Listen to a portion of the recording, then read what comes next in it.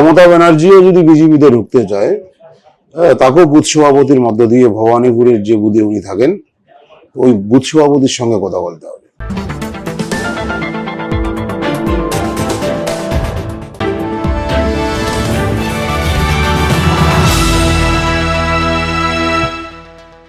এবার দলবদল নিয়ে কড়া অবস্থান নিচ্ছে ভারতীয় জনতা পার্টি। বিশেষ করে তৃণমূল কংগ্রেস থেকে আসা কর্মী ও নেতাদের ক্ষেত্রে শুরু হয়েছে ফিল্ট্রেশন প্রক্রিয়া। দলীয় সূত্রে খবর, শুধুমাত্র ভিড় বাড়ানো নয়, সংগঠনের আদর্শে বিশ্বাসী এবং এলাকার গ্রহণযোগ্য মুখদেরই দলে নেওয়ার উপর জোর দিচ্ছে বিজেপি। বুথ সভাপতিদের ছাড়পত্র বাধ্যতামূলক করায় তৃণমূল থেকে আসা কর্মীদের ব্যাকগ্রাউন্ড হিস্ট্রি বিশেষ করে খতিয়ে দেখা হবে। মেখলিগঞ্জে এই ব্যবস্থা কিভাবে নেওয়া হচ্ছে তা ট্রু নিউজ বাংলাকে জানালেন খোদ মেখলিগঞ্জের বিধায়ক দধিরাম রায়। বুথ সভাপতির ছাড়পত্র ছাড়া কেউ বিজেপিতে যোগদান করতে পারবে না, কেন এটা? পশ্চিমবঙ্গে যারা বিজেপি করত এবং যে সময় কোনোদিন সরকারে আসবে এটা ভেবে বিজেপিটা করেনি। বিজেপি আদর্শগতভাবে তারা বিজেপিটা করতো। আজকে মানুষ সরকারে নিয়ে এসেছে এবং সরকারে আসার পরে যারা এতদিন শাসকের স্বাদ পেয়ে সাধারণ মানুষের উপর অত্যাচার করেছে, সাধারণ মানুষের উপর জুলুম করেছে, সেই মানুষগুলো আবার যদি এই বিজেপিতে ঢুকে সেই সাধারণ মানুষের উপরে অত্যাচার করে, তার জন্য সেই সমস্ত তৃণমূলের লোকেদের যাতে বিজেপিতে ঢুকতে না পারে তার জন্যই বুথ সভাপতির মধ্য দিয়ে তাদেরকে আসতে হবে। এই কারণে বুথ সভাপতিদের মাধ্যম দিয়ে আসতে হবে, কারণ একটা বিধানসভায় 250 কাছাকাছি বা 250 থেকেও বেশি বুথ থাকে। বিধায়কের পক্ষে সমস্ত মানুষের তাদের বায়োডাটা নাও থাকতে পারে, কিন্তু বুথ সভাপতির কাছে সেই বুথের মানুষটার পরিচিতিটা আছে, আর সেই আসতে হবে, সে যত বড় মাপের নেতাই হোক। কিন্তু যারা তৃণমূলের বিভিন্ন পদে থেকে মানুষের উপর জুলুম করেছে তারা ঢুকতে পারবে না এই বিজেপিতে। কিন্তু সেখানে দেখতে গেলে অন্যান্য যারা জয়েন করবে বলছে, জয়েন করলে তো আপনাদের পার্টি এক্সপ্যান্ড করবে, গ্রো করবে, তো সেখানে যারা অন্যান্য পার্টির ভালো লোক তাদেরও কি নেবেন না? দেখুন, সেই জন্যই বলা হয়েছে বুথ সভাপতির মধ্য দিয়ে আসতে হবে। তৃণমূলে সবাই চোর এটা আমরা বলছি না। তৃণমূলে অনেক ভালো মানুষ ছিলেন যারা এই চুরিকে, জুলুমকে তারা প্রশ্রয় দেয়নি, তাই অনেক তৃণমূলের মানুষ আমাদের দলকে ভোট দিয়েছে, আমাদেরকে ভোট দিয়েছে। এই মানুষগুলোকে আমরা নেব। তৃণমূলে থেকে, শাসক দলে থেকে যারা মানুষের উপর অত্যাচার জুলুম করেছে সেই মানুষগুলো বিজেপিতে ঢুকতে পারবে না।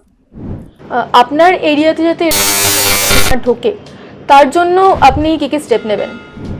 দেখুন, অলরেডি আমরা পরিষ্কারভাবে আমরা বলেছি, এই মুহূর্তে কোনো মানুষকে 1 মাস পর্যন্ত আমরা কাউকেই দলে নিচ্ছি না, কোথাও ঝান্ডা দিচ্ছি না, এবং সেটা আমাদের বুথ স্তর থেকে শুরু করে জেলা স্তর, রাজ্য স্তর পর্যন্ত আমাদের সম্মানীয় রাজ্য সভাপতি শ্রমিকদা বলে দিয়েছেন। তো স্বাভাবিকভাবে আমরাও সেই সিদ্ধান্তেই চলছি এবং পার্টি যা সিদ্ধান্ত করবে সেটাই চূড়ান্ত। বুথ সভাপতিদের কিরকম ট্রেনিং দেওয়া হচ্ছে যাতে তারা সঠিক মানুষদেরকে নিতে পারে দলেতে? দেখুন, বুথ সভাপতি একদম গ্রাস লেভেলে কাজ করে এবং বুথ সভাপতিদের কাছেই সমস্ত রকমের ওই বুথের খবর থাকে। তো স্বাভাবিকভাবে আমাদের শুধু বুথ সভাপতি নয়, বুথে আমাদের 11 রয়েছে, সেখানে তারা বসবে। সেখান থেকে আমাদের মন্ডল প্রেসিডেন্ট থেকে শুরু করে মন্ডল পদাধিকারীরা রয়েছেন, সেখানে আলোচনা হবে, তারপরে সিদ্ধান্ত হবে তাকে নেওয়া যাবে কি যাবে না। আচ্ছা, মেখলিগঞ্জের বিধানসভার আন্ডারে কতগুলো বুথ সভাপতি রয়েছে? 239 জন। না, অলরেডি তারা তো নির্বাচন করিয়েছে, তাদের অলরেডি তারা প্রশিক্ষণ প্রাপ্ত এবং বেশিরভাগ বুথে আমার ওখানে লিড হয়েছে। মানে একজাস্ট আমার কাছে এই মুহূর্তে হিসাব নেই, কিন্তু বেশিরভাগ বুথেই আমরা লিড করেছি। তো স্বাভাবিকভাবে সেই বুথের সভাপতিত্ব গুরুত্ব অবশ্যই। গুরুত্ব আছে, আদার্স যারা সদস্যরা রয়েছে, কেন্দ্রের প্রমুখ ইনচার্জ লিডাররা আছেন, ঠিক আছে। স্বাভাবিকভাবে সাংগঠনিক দল আমাদের খুব একটা অসুবিধা হবে না। আর যদি দেব, তাহলে কি তার জন্য একই নিয়ম 1 মাস পরেই বা ফিল্ট্রেশনের মাধ্যমেই তাকে যত নেওয়া বড় হবে কি মাপের নেওয়া নেতা হবে না? মমতা ব্যানার্জিও যদি বিজেপিতে ঢুকতে চায়, তাকেও বুথ সভাপতির মধ্য দিয়ে ভবানীপুরের যে বুথে উনি থাকেন ওই বুথ সভাপতির সঙ্গে কথা বলতে হবে। 2 দিন আগে রবীন্দ্র জয়ন্তীর দিন মমতা ব্যানার্জি বলেছেন যে বিজেপির বিরুদ্ধে একটা দল উনি তৈরি করতে চান, সেখানে বামেরা থাকবে, বাকি প্রত্যেকে থাকবে, উনি সবার সাথে মিলে জোট বেঁধে বিজেপির বিরুদ্ধে লড়তে চান। কি বলবেন সেই ব্যাপারে? দেখুন, আমরা ছোটবেলায় সিপিএম এর মুখে স্লোগান শুনেছিলাম, হ্যাঁ, কংগ্রেসের কালো হাত ভেঙে দাও, গুড়িয়ে দাও, লড়াই লড়াই লড়াই চাই। হ্যাঁ, কংগ্রেস স্লোগান আমরা শুনেছিলাম, হ্যাঁ, নকশালপন্থীদের দেশ থেকে বিতাড়িত করতে হবে।